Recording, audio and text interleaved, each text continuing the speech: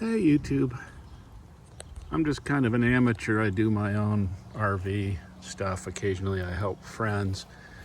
And I ran into an issue with, this is a Norcold N8 series. I believe it's an N8X is the full model. And what it was doing, every now and then you'd come and find the air light was on and it wouldn't light, or it failed to light and it locked itself out. Seemed to have a nice flame, burner's clean. The electrode gap looked to be about 1/8 of an inch. Usually they're supposed to be 1/8 to 3/16. Then I would catch it doing it and it would try to light and it would kind of tick, tick, tick, fa-boom, tick, tick, tick, tick, tick, tick, tick, tick, fa-boom, tick, tick, tick, tick, and maybe it would light, maybe after 3 cycles or so it would light. And the odd thing is other times it would light on the first spark. And, good flame. Ran the manometer on the thing. I thought maybe I was having a variation of propane pressure, but that was perfect. I wondered about the power board, but it was throwing looked like a pretty good solid spark. This one's a little different than the newer, or the older rather, Norcold fridges, in that the electrode has kind of a hook shape where normally they're like an L. And I downloaded the manual for this one in particular and it didn't list, I don't believe it listed an electrode gap. It said, normally you can change the burner tube or the electrode, which ignites and is also a flame rectifier, flame rod, detects that it ignited. But in this case, they say to just buy the entire gas train assembly. So I did that, and that solved the problem. I've got the thing on automatic here, and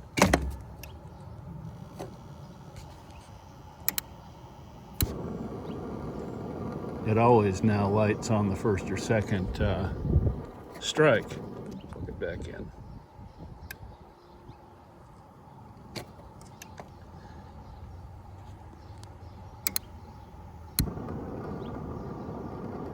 And has a nice flame. What I noticed about the new gas train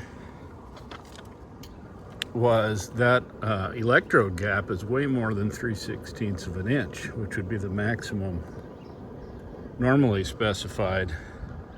So I tweaked the electrode on this one a little bit and it seems to now light okay. So nice to have a spare, these everybody switched to 12-volt compressor, so these are going to become hard to get parts for. But anyway, I thought I'd share that. I didn't know if I had contaminate built up into the propane lines or what.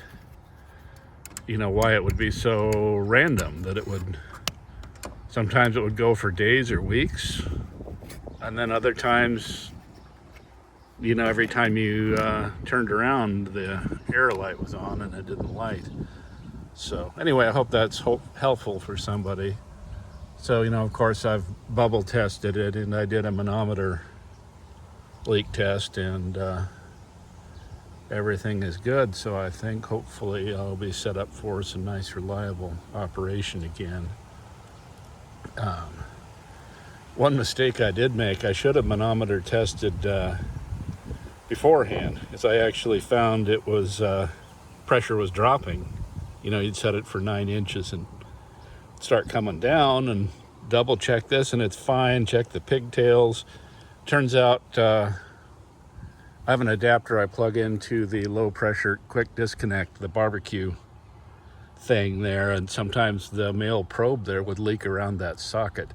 So once I got that in there, and it was just barely, dropping less than 1/10 in 3 minutes, but it was still dropping more than I'd liked, and that bothered me. So anyway, yeah, next time I would do a leak down test before disturbing something and after, just in case there is something you weren't aware of. You don't go on a wild goose chase. So anyway, this was an issue I hadn't seen happen before, this thing kind of burping, and apparently electrode gap or replace the whole gas train naturally is the issue.